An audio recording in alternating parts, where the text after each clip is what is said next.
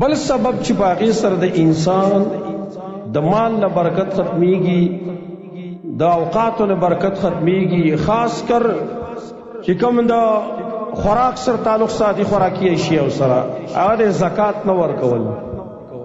زکات چې څوک نه ورکوي د دنه مال نه برکات ختميږي. او دا وګړه حدیث سے نبی صلی الله علیه وسلم پر صحابه کرام تو فرمایل یا معاشر المهاجرین، اے د مهاجرینو ټولګیا، خمس اذا ابتلیتم بهن واعوذ بالله ان تدركوهن.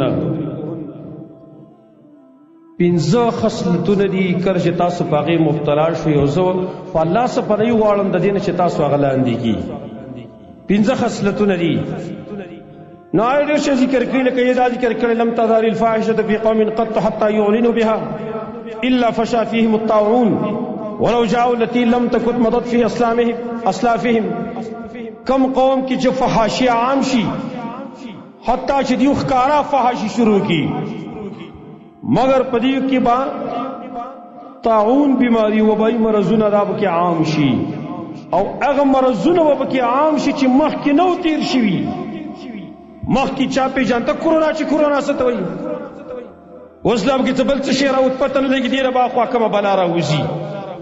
د ټول سبب سره فحاشي ده، عریانی.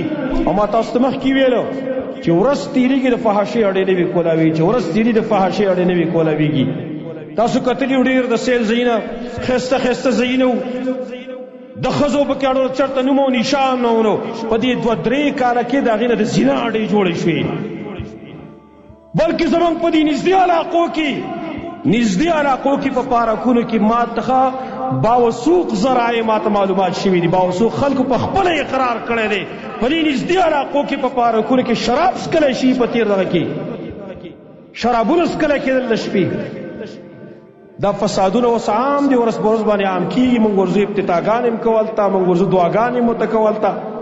الله دې پکې خیر او برکت ورته دعا مو ته وکړه. الا فشا فيهم الطاعون، دا طاعون دا وبای مرزونه نورم سوا کی، دا قوم نه منع شوی کنه، دا قشان بدا طاعون دا وبای مرزونه نورم سوا کی. لا مقصودی جمله پکې دا یو بل یو پکې دا ذکر کړي ولم يمنعوا زکات اموالهم الا منعوا القطر من السماء. او دی قوم چې کلم زکات منکو نو د اسمان نه بساس کې بنشي، باران ببنشي. ولولا البهائم ولم يمطروا، او کدا حیوانات نوې کنه په دی باندې بساس کې هم نوې شوي. شکر وباسي چې دا حیوانات شته، دا حیوانات موجود دي، ندی پوج باندې الله باندې بارانونه کوي. نو کم قوم چې زکات نه ور کوي کنه، تاسو به وایي چې دا بل اسو کې زکات بل ور کوي. راشه غټ غټ خلک د توخیم په لګونو باندې د غي زکات وزي، په لګونو باندې د باز خلکو په کرونو باندې زکات وزي. هغه وی خوله په زمانه وتلې ده، شپورز منډه ترلې زوام او غریب سړی په تیار باندې خوري.